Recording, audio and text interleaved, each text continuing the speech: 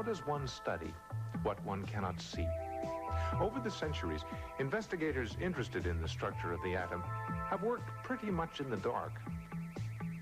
Until the day that Henri Becquerel developed a piece of photographic paper on which had been placed a uranium compound. The discovery of radiation led Ernest Rutherford to devise the first tools with which to probe the atom directly. From the newly discovered element polonium, Rutherford identified emanations which were absorbed by a lead box. A hole allowed this radiation to escape, and some could be detected on a screen. A strong magnetic field bent one set of rays slightly in one direction, and another set of rays strongly in the other. This indicated that the rays consisted of particles which had both mass and charge. Rutherford dubbed them alpha and beta particles. The alpha particle, being fast, massive, and positively charged, seemed the ideal probe with which to penetrate the atomic surface. Rutherford's probe consisted of a point source of alpha particles, a sheet of gold foil,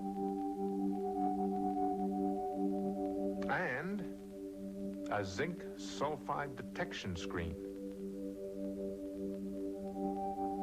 Rutherford found that most of the alpha particles passed through the gold foil with little or no detectable change of direction.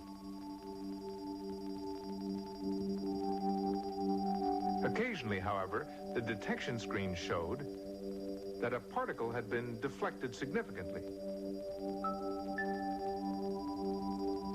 More rarely yet, a direct rebound could be detected, an event which, as Rutherford described it, was like firing a large naval shell at a piece of tissue paper and having it bounce back and hit you. These findings indicated to Rutherford that much of the gold foil must, at the atomic level, be empty space. But what in the foil was causing a small number of the alpha particles to be scattered from their original line of motion? One possibility, the alpha particle was colliding with some other particle, in the same way that two hard billiard balls collide. This kind of collision produces a distinctive pattern. Although Rutherford could not see the individual tracks, he intercepted them with screens at many different positions until he built up an idea of the actual pattern produced. And it was quite different from our earlier pattern of billiard ball collisions. So Rutherford looked to Coulomb's law for an explanation. The force of repulsion between two particles with the same charge increases as distance decreases.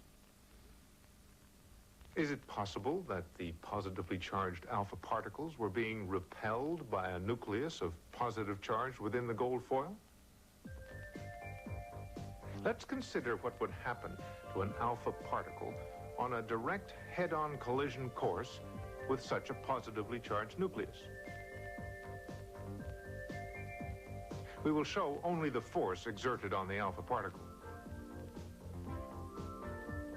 As the alpha particle approaches the nucleus, the force acting on it rapidly grows larger, causing the alpha particle to slow down, stop, then accelerate back in the direction from which it came.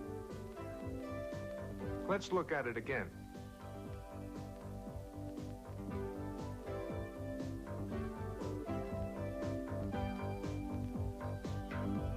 What about an alpha particle which is on a path which would take it just past the side of the nucleus? Consider first if no electrostatic force were acting.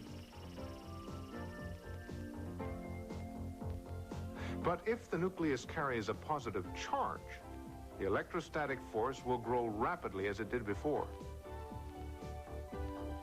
Since the alpha particle is not on a direct head-on collision course, the electrostatic force exerted by the nucleus affects not only the speed of the particle, but also its direction.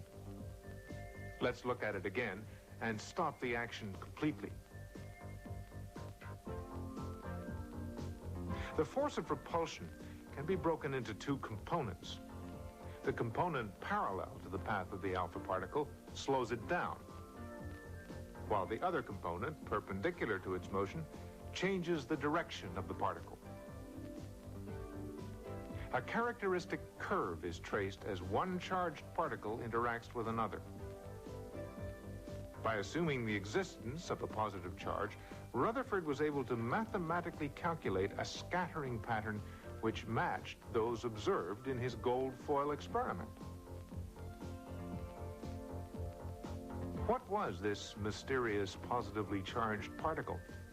Well, Rutherford knew that the closer an alpha particle came to the mystery, the greater the angle at which it was repelled. So he was able to estimate the distance of closest approach. He found it to be astonishingly small. The positively charged particle at its center could have a radius no larger than 3 × 10⁻⁻14 meters. Even if the tiniest dot on this screen represents its nucleus, the atom itself is gigantic in comparison. It was Rutherford who coined the term nucleus and applied it to this tiny central core lost in the vast space of the atom. He proposed a structure for the atom which mimics, in miniature, the solar system. The tiny, heavy nucleus is orbited by lighter electrons. The force of attraction between the electron and the nucleus prevents the electron from flying off into space. But it is not great enough to cause the moving electron to spiral into the nucleus.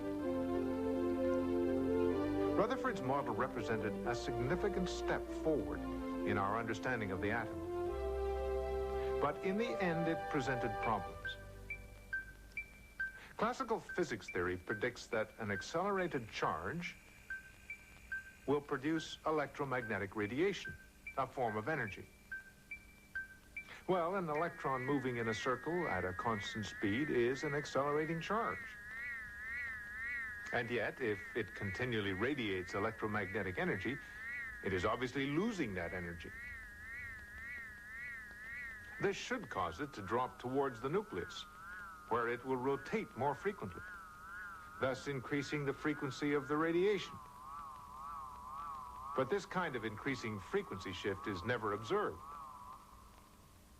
Eventually, the electron should lose so much energy it would spiral into the nucleus. But in reality, most atoms are very stable. The Rutherford model, if it was to survive, needed help urgently.